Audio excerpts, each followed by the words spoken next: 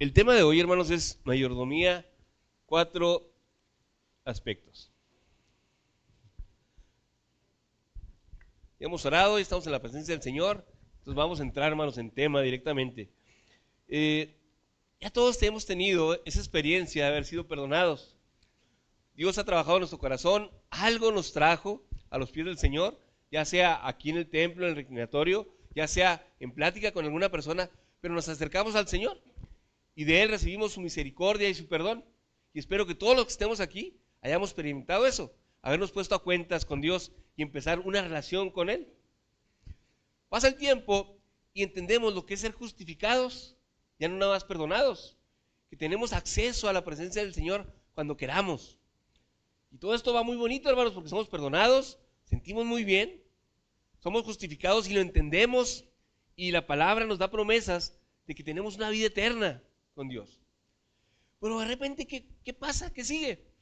Y nos imaginamos cómo será la vida con Dios allá en el cielo, como le mencionamos, como pensamos, y pensamos que todo es alabanzas, que todo es estar directamente con Él, gozo, sanidad total, ver a la gente que queremos, todo el mundo en completa armonía.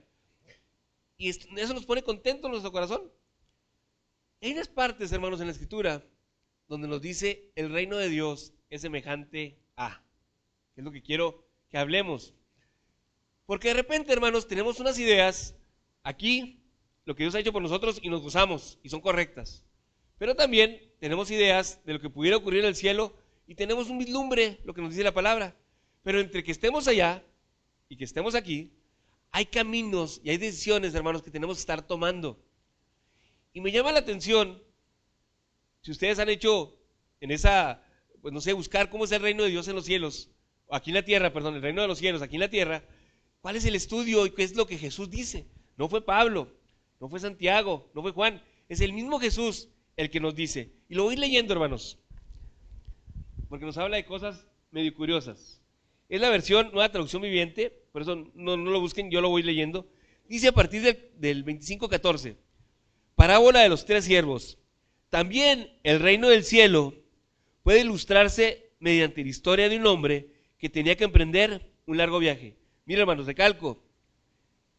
También el reino del cielo puede ilustrarse. ¿Cómo es el reino del cielo aquí en la tierra? ¿Se han imaginado? Pues aquí no lo va a decir de una manera que nos va a sacar de base. Dice, un hombre que tenía que emprender, es la historia de un hombre que tenía que emprender un largo viaje. Reunió a sus siervos y les confió su dinero mientras estuviera ausente. Lo dividió en proporción a las capacidades de cada uno. Al primero le dio 5 bolsas de plata, al segundo 2 bolsas de plata, al último 1 bolsa de plata, luego se fue de viaje. ¿Qué tiene que ver, hermanos, el reino del cielo con que Dios le dé a sus siervos bolsas de plata? Eso no habla de oración, ni habla de estar con completa paz ni sanidad. Habla de que se te está entregando algo y nos habla de siervos. Muchos, hermanos, en el reino de Dios nunca llegamos a entender que ser hijos también somos siervos del Señor. Y ese ser siervos conlleva acciones, conlleva decisiones, conlleva una responsabilidad. No para ganar la salvación, sino para establecer, como aquí dice, el reino de los cielos aquí en la tierra. De una manera, hermanos, que a veces no pensamos que todo es aquí en alabanza nada más, pero aquí nos habla de acciones. Curiosamente, hermanos, los últimos libros o cartas, más bien, en el Nuevo Testamento, que lograron en ser aceptadas fueron las cartas prácticas. Romanos no tuvo ningún problema porque era teología y era, qué bien el creer, todo lo que está aquí, sí, Jesucristo nos redimió, Jesucristo nos lavó con su sangre. El pueblo de Dios no tenía problema, hermanos, con creer eso. Pero cuando viene Santiago y nos empieza a hablar de que pongamos por obra nuestra fe, la gente empezó a renegar. No, esto no es así, esto no es así, porque tenían que actuar, no nada más creer. Y el pueblo de Dios, hermanos, ha estado mucho tiempo sentado sin actuar, creyendo entre comillas. Por eso, hermanos, Jesucristo nos dice muchas veces, el reino de Dios es semejante a... Y sigue diciendo en el 16, el siervo que recibió las 5 bolsas de plata, comenzó a invertir el dinero y ganó 5 más. Dios le dio algo y empezó a hacer algo. El que tenía las 2 bolsas de plata también salió a trabajar y ganó 2 más. Pero el siervo que recibió una bolsa de plata cavó un hoyo en la tierra y ahí escondió el dinero de su amo. ¿Qué tiene que ver esto con el reino? No lo voy a explicar. Después de mucho tiempo, el amo regresó de su viaje y los llamó para que rindieran cuentas de cómo habían usado su dinero. Los llamó a rendir cuentas de cómo habían usado las cosas que Dios les había entregado. Vamos a parafrasearlo un poquito. No hablemos de bolsas de plata. Todo aquello que Dios te entregó, te va a pedir cuentas. Sigue diciendo, el siervo al cual le habían confiado las 5 bolsas de plata, se presentó con 5 más y dijo, amo, usted me dio 5 bolsas de plata para invertir y he ganado 5 más. El amo lo llenó de elogios. Bien hecho, mi buen siervo fiel. Has sido fiel en administrar esta pequeña cantidad. Así que ahora te daré muchas más responsabilidades. Y le dice, ven a celebrar conmigo. Se presentó el siervo que había recibido las 2 bolsas de plata y dijo, amo, usted me dio 2 bolsas de plata para invertir y he ganado 2 más. El amo dijo, bien hecho, mi buen siervo fiel. Has sido fiel en administrar esta pequeña cantidad. Así que ahora te daré muchas más responsabilidades. Ven a celebrar conmigo. Por último, se presentó el siervo que tenía una sola bolsa de plata y dijo, amo, yo sabía que usted era un hombre severo, que cosechaba lo que no sembró y recoge las cosechas que no cultivó. Tenía miedo de perder su dinero, así que lo escondí en la tierra. Mire, aquí está su dinero de vuelta. Pero el amo le respondió, siervo perverso y perezoso, si sabías que cosechaba lo que no sembré y recogía lo que no cultivé, ¿por qué no depositaste mi dinero en el banco? Al menos hubieras podido obtener algún interés de él. Entonces el amo ordenó, quítenle el dinero a este siervo y dénselo al que tiene las 10 bolsas de plata, a los que usan bien de plata, punto. A los que usan bien, lo que se les dará aún más y tendrán en abundancia. Pero a las que no hacen nada, se les quitará aún lo poco que tienen. Ahora bien, arrojen a este siervo inútil a la oscuridad de fuera, donde habrá llanto y rechinar de dientes. Señor, ¿qué tiene que ver esto con el reino? ¿Qué tiene que ver esto con tu amor hacia mí? ¿Qué está pasando? ¿De qué me estás hablando? Y si leemos detenidamente, hermanos, otras partes, donde Dios también asemeja el reino, Jesús habla, dice, es aquel hombre que vio algo que le gustó, vendió todo y compró el campo, compró la perla, compró aquellas cosas que él desechó todo para poder obtener lo que estaba buscando, lo que creía que era precioso. Hermanos, ¿qué estamos haciendo con lo que el Señor nos ha dado? Si pudiéramos ver, hermanos, que el Señor ha entregado en este altar, vamos a pensar que ha entregado en estos 30 y tantos años que tenemos de vida 5,000 sanidades, ¿sí? Ha rescatado 300 corazones, ha dado millones de dinero que usted necesitaba para pagar algo, para solventar algo. Ha dado litros y litros de paz, de gozo, de confianza. ¿Qué ha pasado con esto? ¿Qué ha hecho con el que el Señor le ha entregado? Material o espiritual. Porque el Señor es real, hermanos, y da cosas materiales. Y también da cosas que no podemos tangir, como espirituales. Pero nos las está entregando, hermanos. ¿Y qué hemos hecho con ellas? El Nuevo Testamento está plagado, hermanos, sobre todo en los evangelios, de gente a la cual se le hizo un milagro y se olvidó. Ya no volvió. Aquellos leprosos, nomás uno volvió a agradecer. Los demás se fueron. Y así está, hermanos. Y de tal manera que cuando llegan a Jesucristo, a crucificar a Jesús, ninguno de las sanidades que fueron hechas ahí, pues están defendiendo al Señor. Lo simplemente recibieron y se apartaron. Porque pensaron, hermanos, que el Señor nada más era para dar, para suplir. Y la calidad de siervo que nos está hablando aquí, hermanos, únicamente, hermanos, aquellas personas que aman al Señor y que empiezan a leer la Escritura y se dan cuenta cuál es nuestra condición delante de Él, adquieren esta condición. Señor, heme aquí, envíame a mí. Señor, estoy delante de ti, haz de mí lo que quieras. Señor, me has dado tanto, ¿qué hago con esto que me has dado? Hay otro tipo de cristianos, hermanos, que dicen, no, ya me dio el Señor, esto es mío, ¿verdad? Que me dé más, me falta. Y siguen buscando nada más los beneficios que el Señor da. Y hay 4 áreas, hermanos, en la mayordomía que quiero platicar. Un mayordomo es aquel que cuida algo que no es de él. ¿Estamos de acuerdo que nuestra vida no es de nosotros? Es de él. ¿Estamos de acuerdo que lo que tenemos y lo que ha venido de la mano del Señor, pues ha puesto, es de nosotros, pero no es de nosotros? Nosotros lo administramos. Y tenemos el ejemplo ahí en la escritura desde el principio, hermanos. Adán y Eva. Él fue administrador. ¿Pero qué pasó? Desobedeció. Él tenía todo, hermanos, disfrutaba de todo. No era de él, era del Señor, pero vivía como si fuera de él. Los frutos se los comía, los animalitos si se los comieran de él, la sombra de los árboles eran para él. Todo aquello lo disfrutaba. Nada más tenía que obedecer una ordenanza. Entonces el reino de los cielos, hermanos, a veces se asemeja a cosas que ni siquiera como cristianos pensamos que tenemos que hacer. No, simplemente es recibir y no. Este pasaje que acabamos de leer, hermanos, nos dice varias cosas y lo vamos a desglosar en 4 áreas. Primero, el Señor nos da conforme a nuestra capacidad. Eso es indudable. Aquí nos habla 5 y devolvió 5, 2, devolvió 2, pero él sabía que había personas que tenían poca capacidad y le dio una bolsa de plata para que hiciera cuando menos otra. Todos, hermanos, estaban en condición de siervos y a todos les pidieron cuentas. El problema, hermanos, no era que la cantidad que devolvieran. El problema era que no hicieran o que escondieran lo que Dios les había dado. Primera área, hermanos, que tenemos que tener cuidado es nosotros mismos. Nuestro cuerpo, nuestro corazón. Dice la palabra que sobre toda cosa guardada, cuidemos nuestro corazón, porque es engañoso.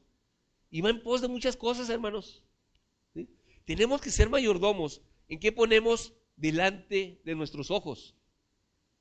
Porque eso nos puede perder.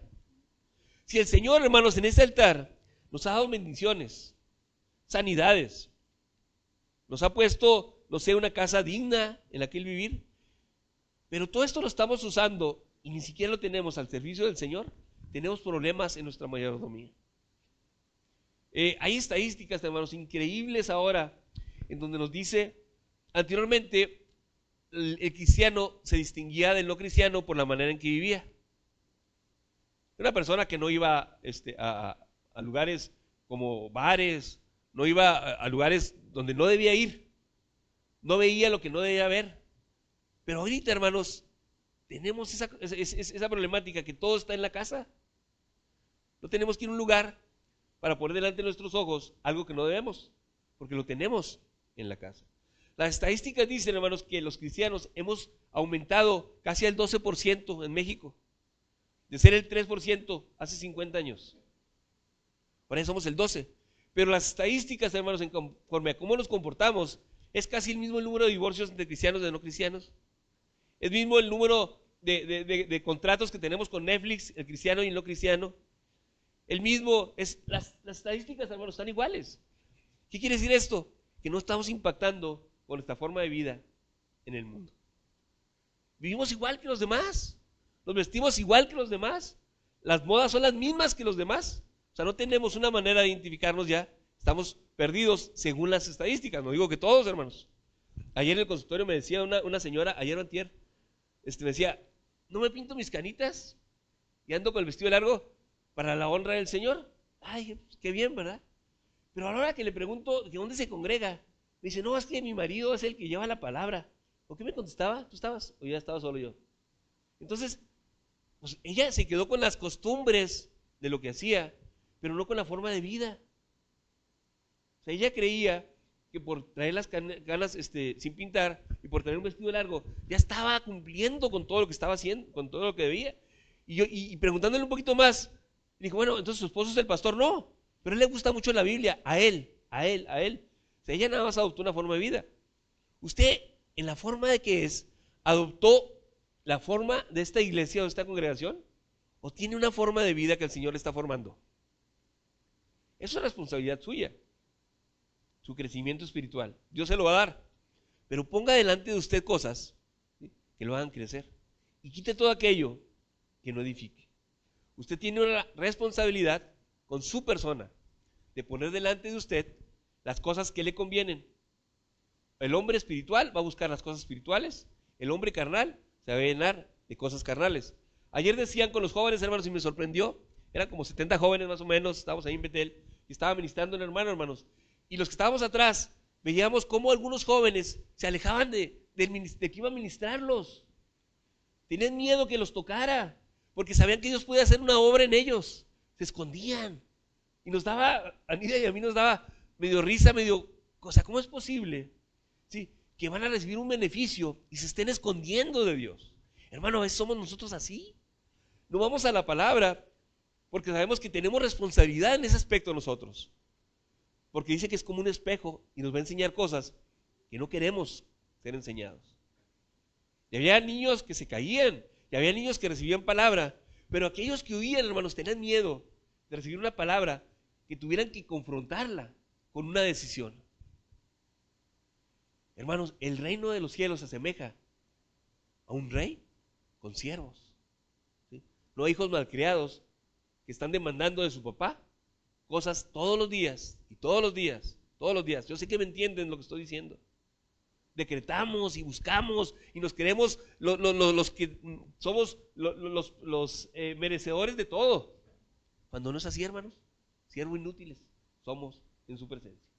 Ok, nosotros somos mayordomos de nosotros mismos, hermanos, de lo que ponemos delante para crecimiento o no crecimiento, para tropiezo o de bendición.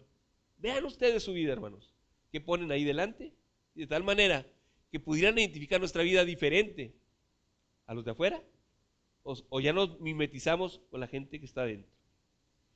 Dios nos ha dado, hermanos, habilidades también. Y voy a poner un ejemplo. Tenemos el mejor boletín, hermanos, yo creo, del país. Somos 600 iglesias en el país. Y no conozco un boletín electrónico como el que tenemos nosotros. ¿De veras? Más o menos somos 500 y fracción de iglesias metodistas en el país. Y no hay uno, hermanos, que se le asemeje.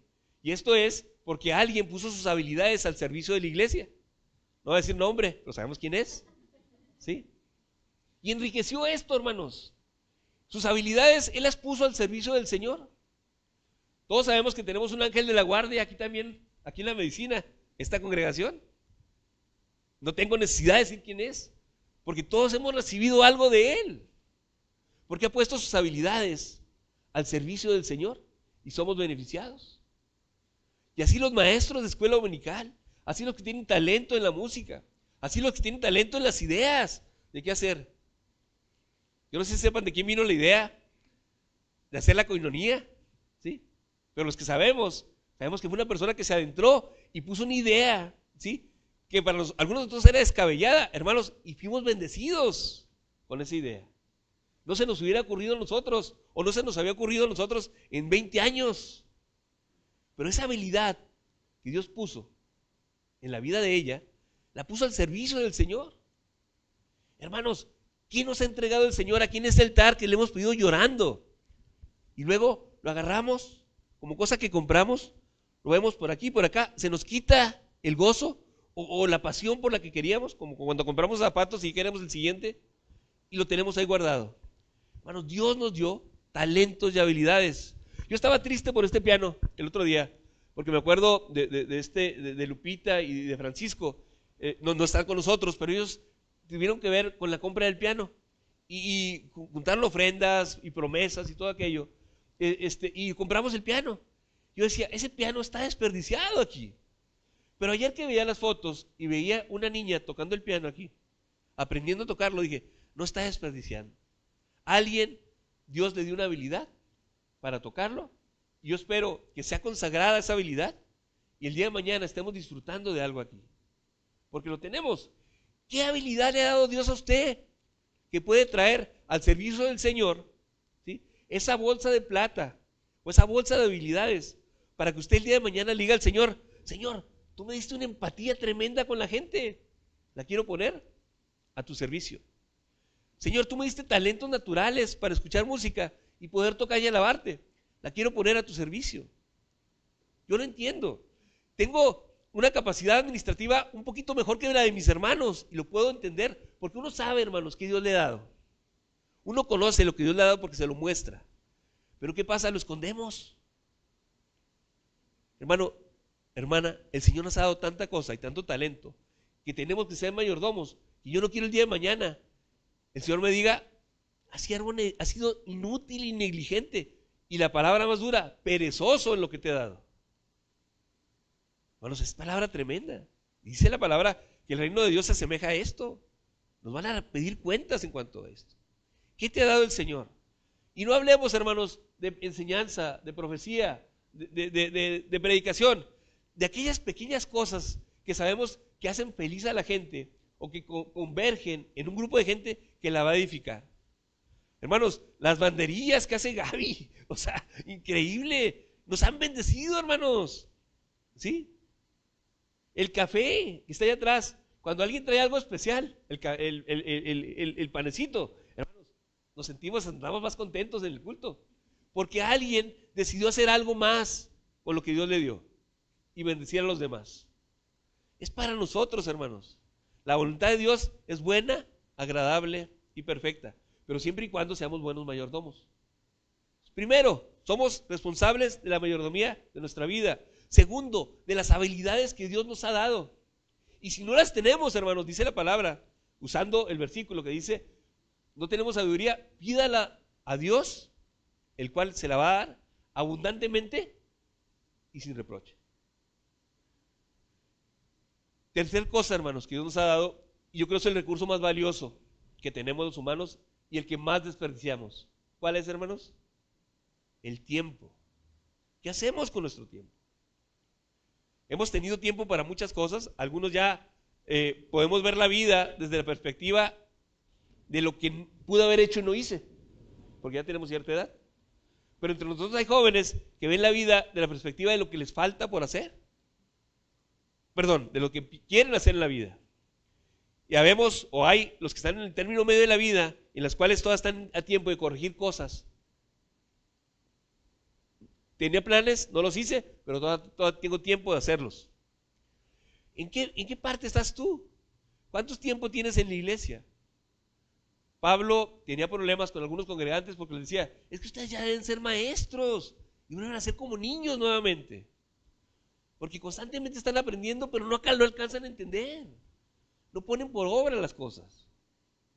Y esto viene en la palabra.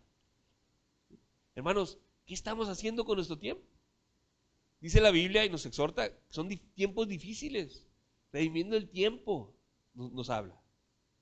Mañana, yo creo la palabra de los últimos 3 años, procrastinar, dejar para después lo que puedo hacer hoy, hermanos, es una realidad de la vida del cristiano.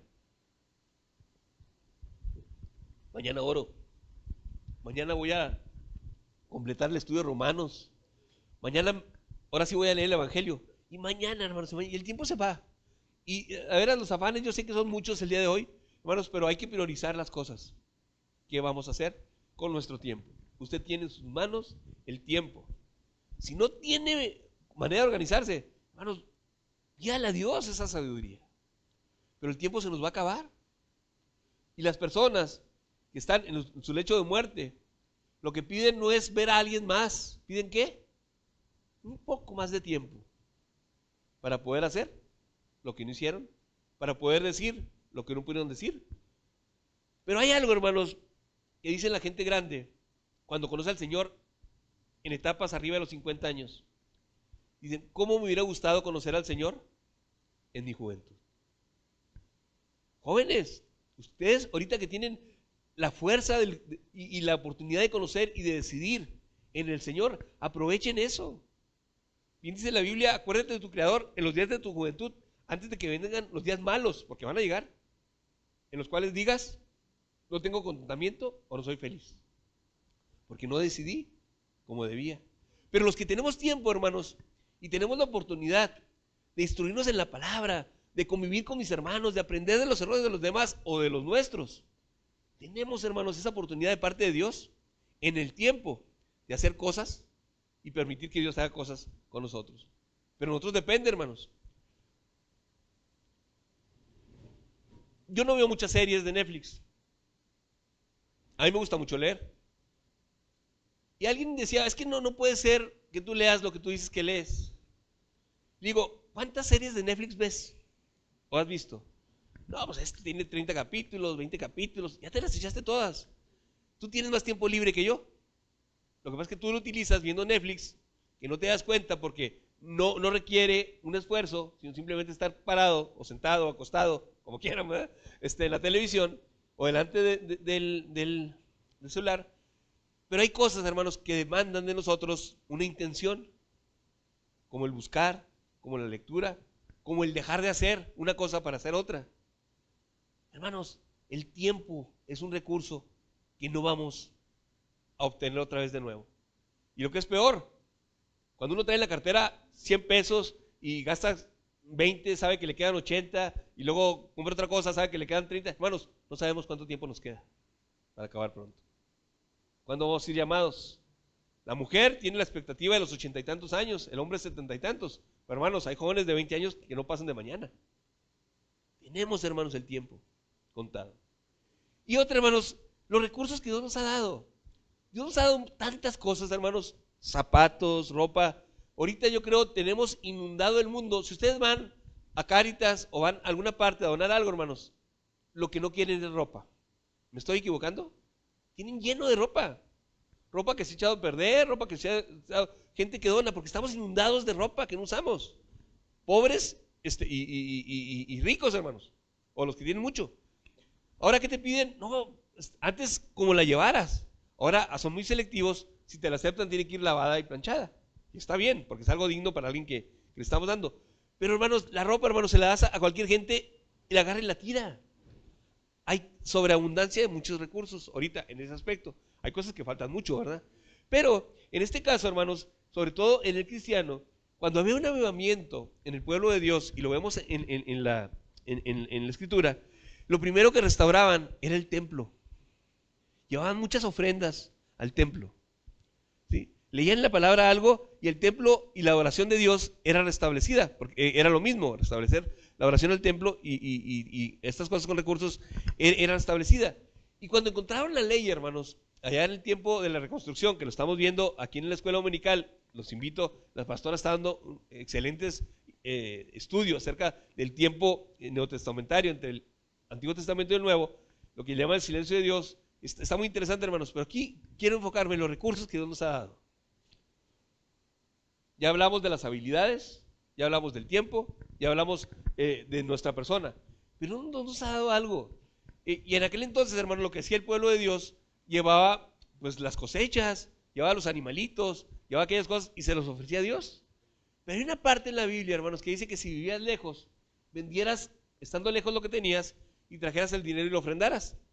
Y ese es de donde nosotros, hermanos, sacamos ahorita la ofrenda y los diezmos. Nosotros no traemos los diezmos o las ofrendas en especie, salvo alguna vez en el día de Acción de Gracias, que llenamos aquí de cositas bonitas, ¿verdad? De manzanas y cosas. Pero hermanos, el pueblo de Dios también necesita recursos aquí. Y no lo voy a esconder, hermanos. No hablo de venir aquí a sembrar. Nosotros no predicamos así, hermanos. Nosotros no le decimos al pueblo de Dios, traiga sus ofrendas, sus diezmos, para que Dios se los multiplique. Es cierto, pero no es, hermanos, el motivo. Es obediencia, hermanos, al Señor. La Biblia nos habla de varios tipos de ofrendas. Y le digo, lo voy a hacer directo, ¿sí? No voy a tratar de esconder algo, porque aquí viene, hermanos, en la Escritura. Y nos habla de diezmo. La Biblia nos dice que tenemos que ofrendar o dar el 10% de lo que recibimos. Y podría haber ahí entre ustedes, hermano, es que eso era en el Antiguo Testamento. Sí, es cierto, puede ser. El Antiguo Testamento nos hablaba de esto y esto y esto, pero yo no recuerdo, hermanos, que el Nuevo Testamento haya dicho, se acabó el diezmo. Al contrario, vienen las primeras partes, cuando Ananías y Zafira venden la propiedad y se les pide cuentas y mienten en cuanto a lo que estaban recibiendo. Conocemos la historia, la saben. Hermanos, el diezmo es una práctica sana en la iglesia. No me voy a meter si es del Nuevo Testamento o del Viejo Testamento. Tenemos casi 40 años diezmando, hermanos, y no hemos tenido ningún problema espiritual por diezmar. ¿Sí me explico? No ha sido de tropiezo para mi vida. Al contrario, hermanos, pongo el ingreso en el alfolí, no buscando que Dios me prospere, no buscando que Dios me multiplique eso, hermanos, no es la intención de mi corazón el día de hoy, no sé el de ustedes cuando ustedes diezman o ofrendan, pero hermanos, yo sé que estoy cumpliendo con algo que Dios me pidió.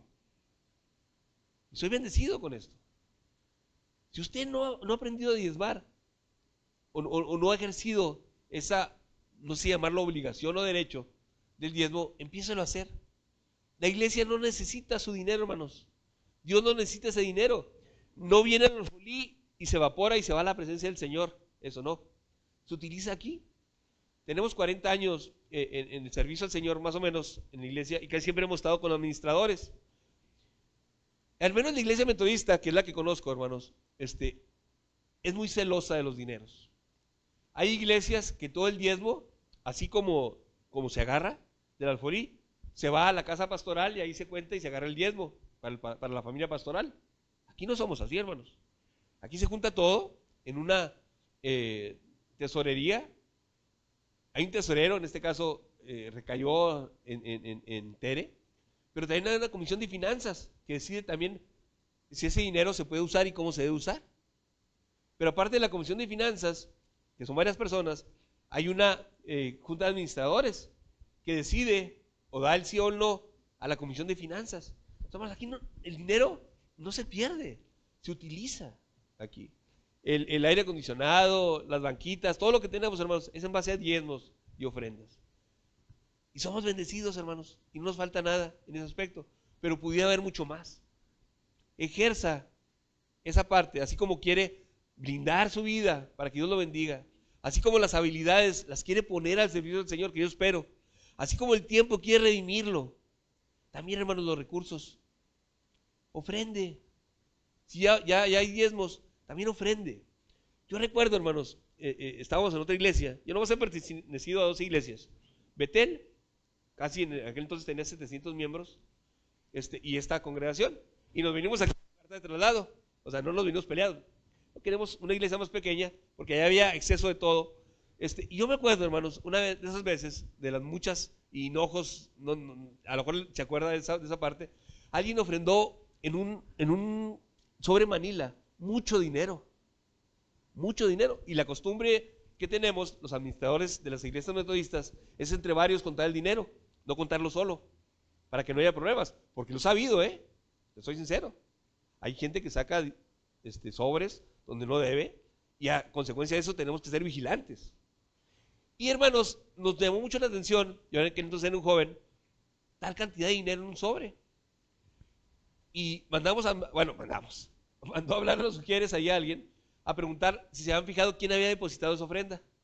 Y dice, sí, un ujier dice, yo recuerdo, esta persona ofrendó esta parte. Pues mándenle a hablar. Vamos a ver si esta es una ofrenda especial, o es una ofrenda, un diezmo, porque no especificaba, o qué quiere, para qué lo ofrendó. Y se investiga, y ya entra un hermano ahí, es que acabamos de vender un terreno, ¿sí? Y el terreno, es el diezmo del terreno. O sea, yo pensando, jamás hubiera ofrendado yo esa cantidad, o sea, yo como joven, ¿verdad? Jamás, porque era mucho dinero.